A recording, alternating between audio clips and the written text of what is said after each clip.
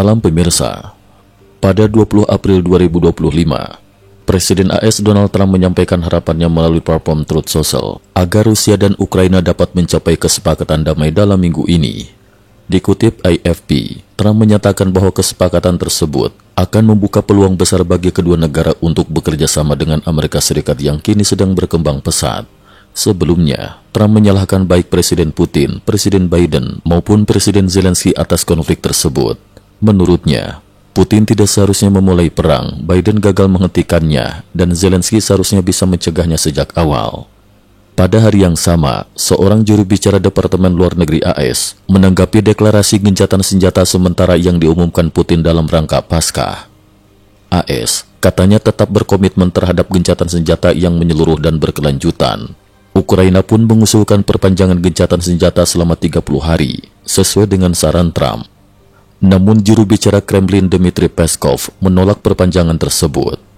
Presiden Zelensky menulis di Twitter bahwa sepanjang hari setelah Paskah hingga tengah malam, Rusia telah melanggar gencatan senjata sebanyak 2.935 kali, termasuk 96 serangan langsung dan 1.882 kali tembakan artileri ke posisi Ukraina. Rusia dituduh memanfaatkan gencatan senjata sebagai tipuan.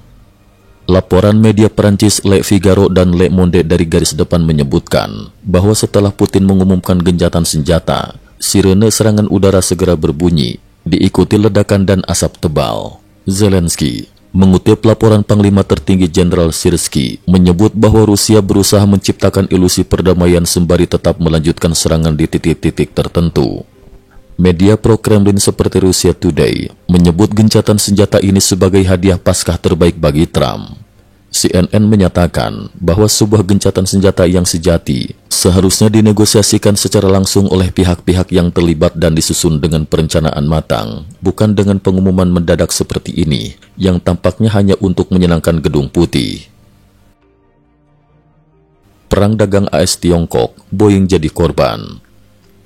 Menurut Reuters, sebuah pesawat Boeing 737 MAX dengan cat Xiamen Airlines yang semula dijadwalkan untuk dikirim ke Tiongkok, akhirnya kembali ke fasilitas Boeing di Seattle.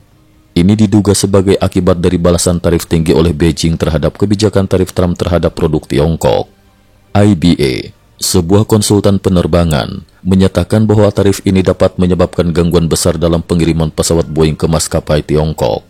Beberapa maskapai di Tiongkok bahkan disebut menunda penerimaan pesawat baru karena biaya tambahan yang tinggi.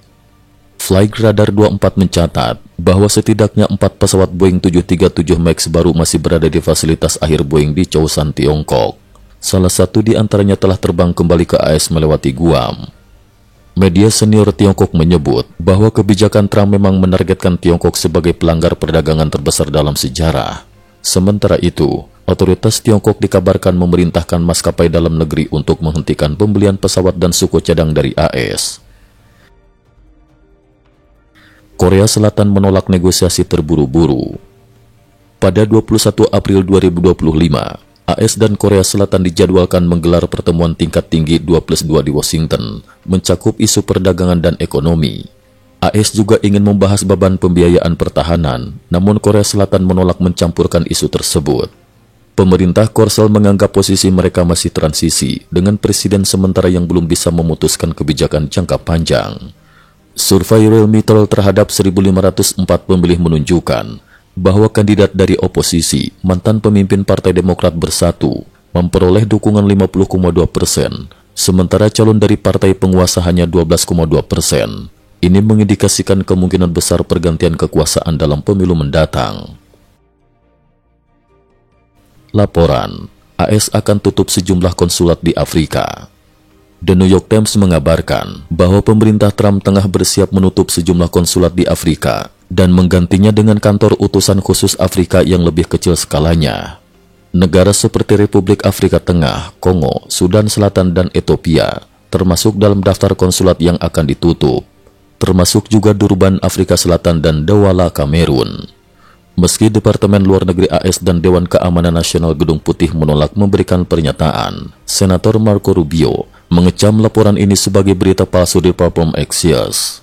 Namun, sejumlah bocoran dokumen menyebut bahwa reformasi besar-besaran sedang disiapkan termasuk pembubaran Biro Wilayah, penggabungan divisi Kanada ke dalam urusan Amerika Utara, dan penggunaan kecerdasan buatan AI untuk merampingkan penulisan dokumen resmi. Cukup sekian dulu, terima kasih atas perhatiannya.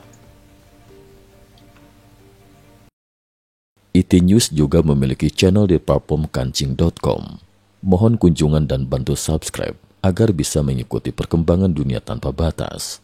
Terima kasih. Link Kancing ada di dalam description.